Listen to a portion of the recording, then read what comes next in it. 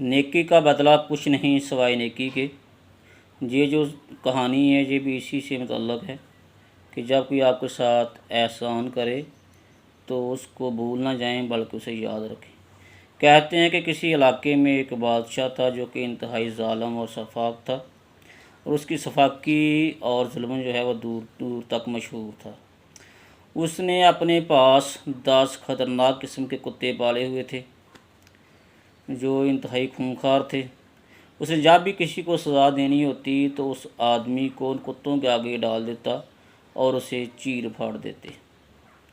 اسی طرح حسب معمول ایک وزیر تھا جو کہ تقریباً 10 سال سے اس بادشاہ کی خدمت کر رہا تھا اور ہر طرح سے اس کی خاطرداری کرتا۔ اس کے 24 گھنٹے اس کا وہ خادم تھا۔ تو ایک دن اچانک سے اسے غلطی ہو گئی۔ غلطی کیا ہوئی کہ وہ آگ بگولا ہو گیا، اس کے چہرے کا رنگ جو ہے وہ سرخ ہو گیا اور وہ انتہائی اس سے غصے ہوا اور اس کے جو دوسرے خادمین سے ان سے کہنے لگا کہ اس وزیر کو وہی سزا ملے گی جو دوسرے لوگوں کو ملتی ہے۔ کل تم نے اسے کیا کرنا ہے؟ کتوں کے آگے اسے ڈال دینا ہے۔ تو وہ جو وزیر تھا اس نے بادشاہ سے منت سماجت کی، اے بادشاہ سلامت، میں تمہارے عرصہ دراز سے خدمت کر رہا ہوں، تقریباً مجھے 10 سال کا عرصہ گزر چکا ہے آپ کی خدمت کرتے ہوئے، مجھے کم از کم 10 دن کا موقع دیا جائے۔ خیر اس بادشاہ نے اس کی وہ بات مان لی اور اسے 10 دن کا موقع دے دیا۔ وہ جو وزیر تھا وہ انتہا دانائی کا حامل تھا اور بہت سیانہ تھا، اللہ نے اسے حکمت دی ہوئی تھی۔ وہ کیا کرتا ہے، جہاں پہ کتے رکھے ہوتے ہیں اس ایریا میں جاتا ہے اور وہاں کا جو چوکی دار ہوتا ہے اسے کہتا ہے کہ تم یہاں سے چلے جاؤ، میں یہاں چوکی دارہ کرتا ہوں۔ وہ بڑا خوش ہوا کہ مجھے تو فری میں جو ہے چوکی داری سے نجات مل رہی ہے اور جن کتوں کی خدمت کرے گا۔ خیر وہ وزیر جو ہے اس کو کہتا ہے ٹھیک ہے میں جن کا چوکی دار جہاں پہ کروں گا۔ تو وزیر کیا کرتا ہے، ان کتوں کو پہلے 1-2 دن جو ہے ان کے آگے روٹیاں دور سے پھینکتا ہے اور کبھی کچھ چیز لا کے آگے پھینک دیتا ہے، کبھی کچھ چیز جو ہے کتوں کا کبھی دودھ ڈال دیا، کبھی گوشت کے ٹکڑے لا کے پھینک دیے۔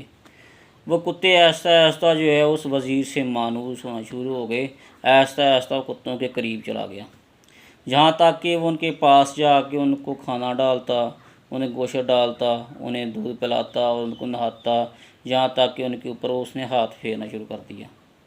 یعنی وہ سارے 10 کے 10 کتے جو تھے اس سے کیا ہو گئے، مانوس ہو گئے۔ آخر کار کرتے کرتے وہ 10 دن بھی پورے ہو چکے تھے۔ تو بادشاہ نے اپنے جو اس کے جو حواری تھے یا خادمین تھے کہا کہ اس وزیر کو بلا لاؤ، اس نے 10 دن کی مہلت مانگی تھی، لہذا اس کے 10 دن کی مہلت جو پوری ہو چکی ہے۔ وزیر کو بلایا گیا اور بادشاہ نے اسے اپنے سامنے حاضر کیا اور اسے کہا تیری خواہش کے مطابق تجھے 10 دن دے دیے گئے ہیں، لہذا آج تجھے ان کتوں کے آگ میں ڈالا جائے گا۔ وزیر کو خادمین پکڑتے ہیں اور اس پنجرے میں لے جاتے ہیں جہاں پہ کتوں کو چھوڑا ہوتا ہے لوگوں کو کھانے کے لیے۔ تو وزیر کو وہاں پہ چھوڑ دیا جاتا ہے اس پنجرے کے اندر جہاں پہ کتے ہیں، ارد گرد لوگوں کا ہجوم ہے، بادشاہ بھی چیئر لگا کے بیٹھا ہوا ہے۔ تو جیسے ہی وزیر کو کتوں کے پنجرے میں چھوڑا جاتا ہے سارے ہجوم کی آنکھیں بند ہو جاتی ہیں کہ اب اس کو جو ہے وہ چیر پھاڑ دیا جائے گا اور جہاں پہ صرف لہو ہی لہو ہوگا۔ وہ ہجوم کیا دیکھتا ہے اور بادشاہ بھی دیکھتا ہے، کچھ لمحے کوئی آواز نہیں آتی، ہر طرف سناٹا ہی سناٹا ہے۔ لوگ جب آنکھیں کھولتے ہیں کیا دیکھتے ہیں، کتے جو ہیں اس وزیر کے ارد گرد بیٹھے ہوئے ہیں بلکہ اس کے پاؤں چاٹ رہے ہیں۔ لوگ بڑے حیران اور شاہدر ہیں کہ کیسے ممکن ہے کہ اس طرح کے خونخوار کتے ہوں اور اس کے پاؤں چاٹ رہے ہوں۔ تو وہاں سے اوپر بیٹھے ہی بادشاہ سلامت اس وزیر سے کہتا ہے تم نے کیا ایسا کیا ہے کہ یہ کتے ہیں جو لوگوں کو پھاڑتے ہیں چند ہی لمحوں میں تمہارے ارد گرد جو ہیں وہ بیٹھے ہوئے ہیں، تمہارے پاؤں چاٹ رہے ہیں اور تمہارے آگے پیچھے دم ہلا رہے ہیں۔ وہ کہتا ہے بادشاہ سلامت، بادشاہ حضور، میں نے ان کتوں کی صرف 10 سال خدمت کی، 10 دن خدمت کی، 10 دن خدمت کی اور کتوں نے مجھے یہ صلاح دیا ہے کہ میرے پاؤں چاٹ رہے ہیں، میرے آگے دم ہلا رہے ہیں، میرا کوئی نقصان نہیں کیا۔ جبکہ بادشاہ سلامت میں نے آپ کا پورا 10 سال خدمت کی اور آپ نے مجھے کیا صلاح دی ہے، ایک ہلکی سی مجھ سے غلطی ہو گئی تھی اور مجھے یہ سزا دینی تھی آپ نے کہ مجھے کتوں کے آگے ڈال دو؟ جب باغ میں سزا کا حکم دیا میں نے آپ کو اس سے 10 دن کیوں مانگے تھے؟ اسی لیے مانگے تھے کہ میں جا کے ان کتوں کی خدمت کروں گا اور دکھاؤں گا تمہیں کتوں میں انسانوں کے میں فرق کتنا ہے، کون احسان کو یاد رکھتا ہے۔